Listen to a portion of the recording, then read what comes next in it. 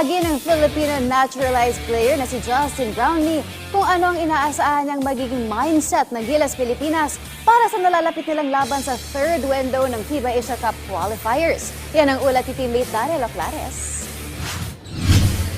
Hindi may pagkakaila na malaki ang ginagampan ng papel ng Filipino naturalized player na si Justin Brownlee para sa Gilas Pilipinas. Isa si Brownlee sa mga dahilan kung bakit wala pa ring talo ang ating pambansang koponan sa FIBA Asia Cup 2025 qualifiers. Sa loob ng 4 na laro sa torneo, nakapagtala na si Brownlee ng mga averages na 20.3 points, 8.5 rebounds at 4.8 assists. Kaya tsak na kinakailangan muli ng Gilas ang mga numero ni Brownlee para mamayagpag kontra sa Chinese Taipei at New Zealand. Sa panayam ng PTV Sports kay Brownlee, bagamat kwalipikado na ang bansa sa FIBA Asia Cup 2025, hindi pa rin umano magbabago ang kanilang winning mindset sa huling window ng qualifiers.